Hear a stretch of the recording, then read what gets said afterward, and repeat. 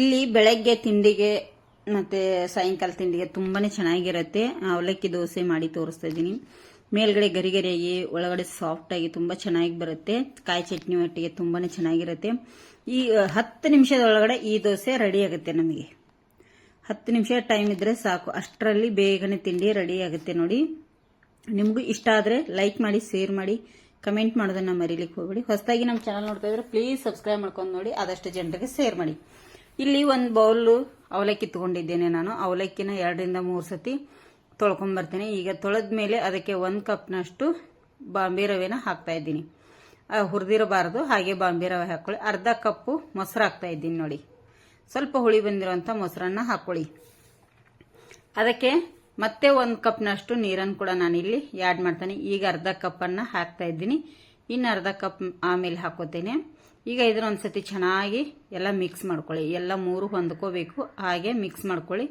ಈಗ ಇದಕ್ಕೆ ನೀರು ಕಮ್ಮಿ ಆಗಿದೆ, ನೆನಿಬೇಕಲ್ಲ, ಅದಕ್ಕಾಗಿ ಇನ್ನೊಂದು ಅರ್ಧ ಕಪ್ ನೀರನ್ನು ನಾನಿಲ್ಲಿ ಸೇರಿಸ್ತಾ ಇದ್ದೀನಿ. ಈಗ ಇದನ್ನ ಮಿಕ್ಸ್ ಮಾಡಿಕೊಂಡು 10 ನಿಮಿಷ ರೆಸ್ಟ್ ಮಾಡಲಿಕ್ಕೆ ಬಿಡಬೇಕಾಗುತ್ತೆ. ಟೈಮ್ ಇಲ್ಲ ಅಂದ್ರೆ ಒಂದು 5 ನಿಮಿಷ ಬಿಟ್ಟರೆ ಸಾಕು. ಬಾಂಬೆ ರವೆ ಇಲ್ಲ ಅಂದವರು ಚಿರೋಟಿ ರವೆ ಕೂಡ ಹಾಕೋಬಹುದು. ನೋಡಿ, 10 ನಿಮಿಷ ಬಿಡ್ತೇನೆ. 10 ನಿಮಿಷ ಆದ ನಂತರ ಇಲ್ಲಿ ನೋಡಿ ಎಷ್ಟು ಗಟ್ಟಿಯಾಗಿದೆ, ಹಾಗೆ ಕೂಡ ನೆನೆದಿದೆ. ಸ್ವಲ್ಪ ಕ್ವಾಲಿಟಿ ಜಾಸ್ತಿನೇ ತಗೊಂಡಿದ್ದೇನೆ ನಾನು, ಜಾಸ್ತಿ ಮಾಡ್ತಾ ಇರೋದ್ರಿಂದ. ಹಾಗಾಗಿ ಇಲ್ಲಿ ಒಂದು ಮಿಕ್ಸಿ ಜಾರಿಗೆ ಈಗ ಅರ್ಧ ಹಾಕೋತೇನೆ ಎಲ್ಲವನ್ನು, ಮತ್ತೆ ಸ್ವಲ್ಪ ನೀರು ಹಾಕಿ ದೋಸೆ ಹಿಟ್ಟಿನ ಹದಕ್ಕೆ ಪೇಸ್ಟ್ ಮಾಡ್ಕೋತೇನೆ. ಸ್ವಲ್ಪ ನೀರು ಹಾಕೊಂಡು ಪೇಸ್ಟ್ ಮಾಡ್ಕೊಳ್ಳಿ. ದೋಸೆ ಹಿಟ್ಟು ಯಾವ ತರ ರುಬ್ಕೋತೀವಿ ನೋಡಿ, ಆ ತರ ರುಬ್ಬಿದ್ರೆ ಸಾಕು.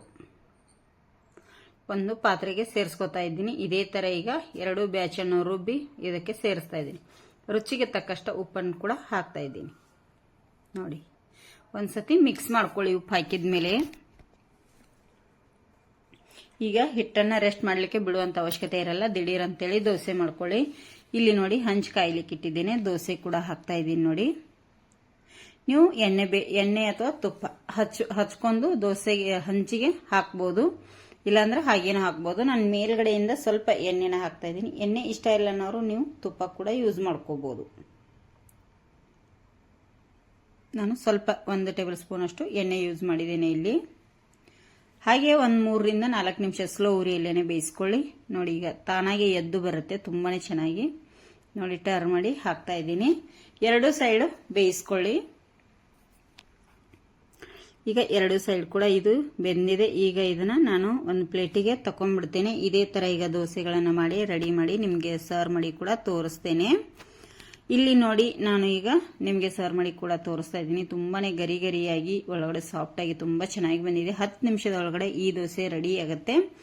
ನಿಮಗೂ ಇಷ್ಟ ಆದ್ರೆ ಲೈಕ್ ಮಾಡಿ, ಶೇರ್ ಮಾಡಿ, ಕಮೆಂಟ್ ಮಾಡೋದನ್ನ ಮರೀಲಿಕ್ಕೆ ಹೋಗಬೇಡಿ. ನಾನು ಕಾಯಿ ಚಟ್ನಿ ಹಾಗೆ ಪದಾರ್ಥದೊಂದಿಗೆ ಸರ್ವ್ ಮಾಡಿ ನಿಮಗೆ ತೋರಿಸ್ತಾ ಇದ್ದೀನಿ. ನೋಡಿ, ತುಂಬಾ ಚೆನ್ನಾಗಿರುತ್ತೆ. ಯಾವ ರೆಸಿಪಿ ಬೇಕಂತೇಳಿ ಕಮೆಂಟ್ ಮಾಡಿ.